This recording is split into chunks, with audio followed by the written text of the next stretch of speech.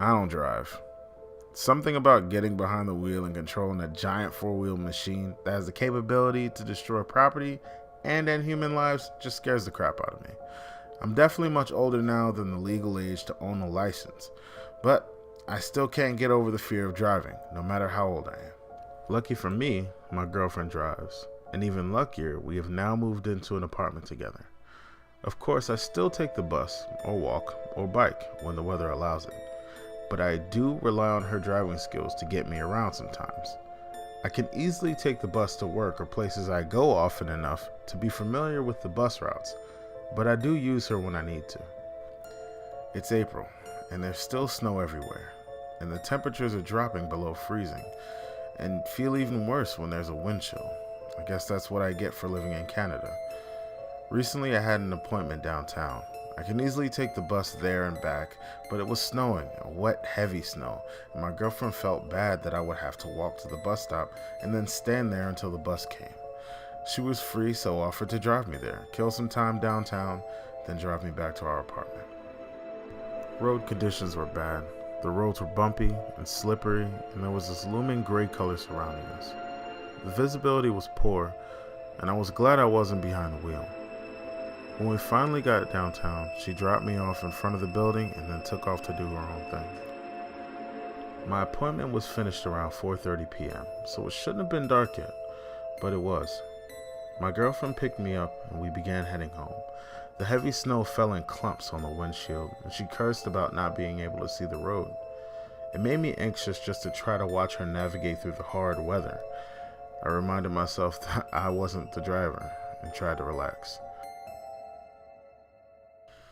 We decided to take a different way home. It just seemed very dark, so we tried to stay on roads that were brightly lit. The roads weren't very busy, but no one wanted to be out in this weather. The drive wasn't much longer, and I was excited to get back into my cozy, safe apartment. But before we could reach our turn, another car zipped in front of us and cut us off. My girlfriend stepped on the brake and we were thrown forward. The weird thing is, the other car had stopped too. It had cut us off and then suddenly stopped when it was in front of us. We were stuck behind it. Honking the horn at them did nothing, so my girlfriend threw the car into reverse so she could get enough space to go around it. The driver of the car also went in reverse and then parked sideways across the road, completely blocking us. We hadn't really been able to get a clear view of the car through the darkness and heavy snow, but now we could see that the car was pretty damaged. I don't know enough about cars to tell you what kind of car it was. It was just your standard four-person car, pretty similar to ours, but the car had holes in the windows and large dents on the body. One of the tires was flat. The paint was rusting. It was not in good shape. We couldn't go forward to get home unless we went completely off the road. We actually did debate using the sidewalk to get around them, but then the driver got out of the car from the driver's side. It was clearly a person. He just opened the door and walked out. He sort of nodded at us and then just began walking away from the scene, leaving his car sideways in front of us.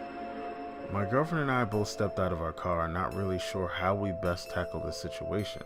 We weren't sure if we should talk to the guy, call the police, or what. Here's where things got even weirder. Sitting in the driver's seat of the car was a woman. Her head was tilted back and her mouth was open. We were confused as we had just watched someone else come right out of where this woman was. My girlfriend and I looked at each other for answers, but couldn't find any.